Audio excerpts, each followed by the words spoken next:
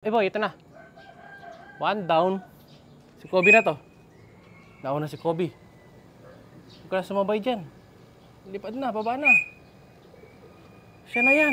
Si Kobe na yan. Siya si Idol Madla, nakakahanga. May mga hawak, gandang linyada. Ika'y inspirasyon kung bakit hanggang ngayon ako'y palaging kumakarera. This is it mga kalapatids. First test pulling ni Kobe ngayon. Titingnan natin kung mauuna na siya. Kasi nung mga nakaraan, diba? Halos lagi siyang huli. Naunahan siya parati nung pula. So yung pula naman, titingnan natin papasok agad. Kasi yung pula na yon, siya unang dumating. Pero siya yung pinakahuling pumasok. So medyo may pagkaloko yung pula natin na yon. Pero malaga, nakakauwi siya. Tapos yung grisel naman dito sa likod na pinapabilis pa natin. Medyo sumasabay na siya kasi napakilan ba siya. Third bird na rin yata siya nung nakaraan. So umangat na rin siya, dati kulilat yun eh. Base sa forecast, kailangan natin magabang at nakalimutan ko na naman yung relo ko. Siyempre. Ayan. So ito yung mga itik din natin mga kalapatids. Wala na yung iba, binawasan na natin. So ang tinira natin din sa mga itik-itik natin is yung 1, 2, 3, 4, 5. 5 babae na lang. Ayan, kita nyo ang dami nilang itlog oh. Ayan. Kasi babae lang yung kailangan natin para sa mga itlog. Yan. So isang lalaki lang tinira natin, yung legit lang na itik. Kasi yung mga half na mga lalaki is hindi sila nagsisimilya, no? So para makapagpalahi pa tayo, nagtabi tayo ng another. Tapos sumitlog na rin yata tong giant ko. So sakto yata, may papalimlim ako dito. Yan itlog mo tol? Wala pa. So, pwede ko lagyan ng itlog pala to.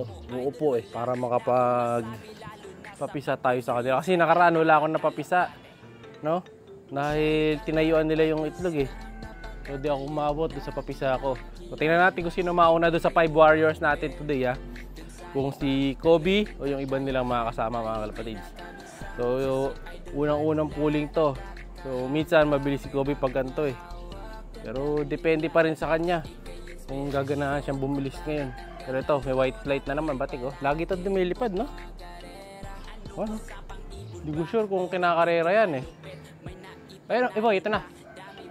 One down. Si Kobe na to. Nauna si Kobe. Huwag ka na sumabay dyan. Lipad na, baba na. Siya na yan. Si Kobe na yan. Si Kobe na yan, mga kalapatids. Waiting lang tayo. Boy, saan ka na? Op! Sa likod. Sige. Tulak. Sa kanto. Ge. Sige pa. Sige. Kobe, pasok na. Sa sulok eh. Uy. Ayan. Sige. Uy. Ito na. Pasok, boy. Uy. Gano'n maglako. Ayan na. Tapos yung pula, yun na rin, no? Magkasunod lang sila ng pula, mga kalapatids. Bisan, boy. Ako na magkaklak. Lako muna. 1-250 speed. Pero ang problema, nalate tayo ng konti. Ito yung grisel, sumasabay na, mga kalapatids, oh. Yung mini-build ko na speedbird, oh, di ba? Gumagana din, mga kalapatids. Yung mga pampuling natin, hinaluan ko yung grisel. Ayan o, sumabay kay Kobe. Magkasunod lang sila. Kung kasali sa pulling to, mabilis din. Pero yung pula, kasunod talaga lagi, no? Hindi nawawala yung pula. May sariling, ayun yung grisel, oh. O, di ba? O. Ngayon, turaw ng fast trapping, boy. Tulak mo na konti, boy. Di ba may lap yan? Sayang di si Kobe mga kalapatids, no? Nagloko, tagal pumasok. Pero mataas pa rin speed eh. Tingnan natin kung aarok siya. Pero sigurado ako may nakasabay sa ibang club yun. Na-late tayo ng mga siguro 30 seconds. Ito, tuturuan na natin ng fast trapping to. Yan. Ito na boy, landing board na. Pasok tol. Suwingin lang natin sa may buntot. Oh, yun ka na labas. Up.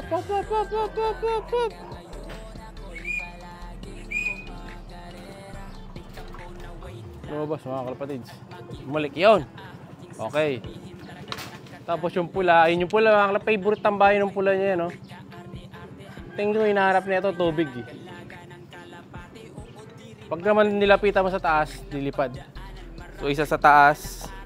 Sa baba, kumpleto na tayo. Dalawa na lang sa taas. Si pencil, saka ano ko lang isa? Blue bar saka pencil, no? Blue bar saka pencil blue, mga kalapatids. Halos parehong blue bar yun. Ay, eto, may isa na. To. Yung blue bar.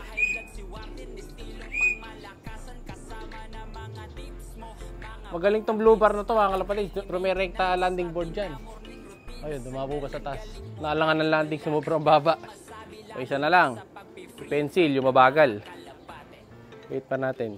Tingnan ko muna kung pupesto si Kobe, mga kalapatids, ha. Daming mabilis, na late tayo eh. So lumabas na yung resulta. Number 12 tayo sa area. Sayang, mga kalapatids, na kinaya ko bigla dun sa ano niya. Hindi niya pagpasok agad, no? Tagal nating tinututukan dun sa video kanina eh. So eto, replay natin. Ayan, magmula doon sa paglanding niya, panoorin natin. Lagyan natin ng timer. Tapos hanggang sa makapasok, mga kalapatids. Yan, orasan natin kung gaano katagal. Matagal, mga kalapatids. Ang labanan kasi ngayon dahil nasa 30 plus kilometers pa lang, eh ano lang yan, segundo lang, ubos ang speed. Kaya all outs tayo talaga. Sabi na eh, no? Alam ko na eh, nung nagtagal tayo sa pagpapasok, ano, malalaglag tayo. Kasi may mga speed kanina na 1 to 80, ganyan, may 1.3. So 1 to 50 lang tayo. Sayang, pero di na masama, mabilis pa rin naman. Hindi lang talaga agad dyan pumasok, no? So makukuha pa natin to sa susunod, no? So ang conception, alam ko may panalo na siya dito sa pooling, meron na siyang ano dyan eh. May nakalista na siya dyan sa certificate. Alam ko meron na siyang conception. Kaya kabisado na niya yan. So sa taas naman, okay na sa taas, isa na lang. Waiting na lang tayo sa isa, no? Okay tayo pa maya-maya, no? Sayang. Yung pinsa ko, di ko alam kung pang ilan yung rank niya kasi alam ko may gumawa sila ng sariling tulap sa area nila. So yung labanan ngayon na may sticker, tapos sa isa pang stickeran, parang yun yata yung second lap. Sumali sila doon. So good luck. So check muna natin yung ibon natin sa taas. Kobe, nasa ba si Kobe?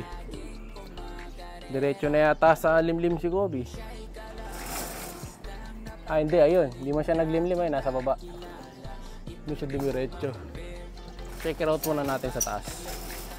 Kung pumasok na. Very good si Blue Bar. Si Red Check ngayon, mga kalapatids. Nandito na siya. Ayan o. No. Mabilis naman pumasok to, basta may makikitang kalapate. So alam ko na ang teknikan yan to. May gagawin ako dito para mabilis pumasok. So eto yung isa, yung Blue Bar. Barako pala. Kala ko babae. Matulin din to eh. So ayan, dalawa yung Red Check dyan, oh. Magkapatid yata yan kung di ako nagkakamali. Pero hindi, magkaiba ng series ng Sing-Sing eh. So hindi sila magkapatid kung ganun. So ayan ang ibon natin. May iba na namang asawa yung tipler na yun, pambihira yun. Alisin muna natin yung mga tipler na yan eh. No? Dahil na-trauma din sila nung nakaraan.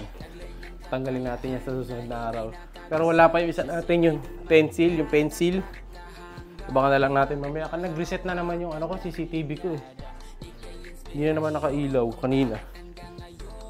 Naka-green na sila. Kanina naka-offline yung CCTV ko. So maganda ang simula natin ngayon. Na ano lang talaga doon sa trapping, no? Sayang. Hirap pa move on. Number 12. No? Hindi pa inabot yung number 10, sabit. So, ang target natin kasi ngayon sa season na to, makuha ni Kobe yung trophy, mga kalapatids. Abutin natin yung trophy. Nung nakaraan, nag-lap winner na tayo dyan, pero walang ganyan eh. No? Pero sa ngayon, isikapin natin makakuha. Baka sakali, kaya naman ni Kobe yan kasi may mga lap winner na rin naman na siya. So, kaya niyang gawin.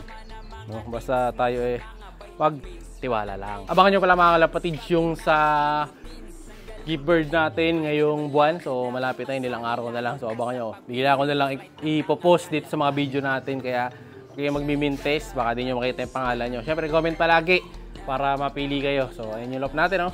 Ganda na, mga kalapatids. Abangan nyo yung next update. Like, share, subscribe. Sayang. Ingat. makilala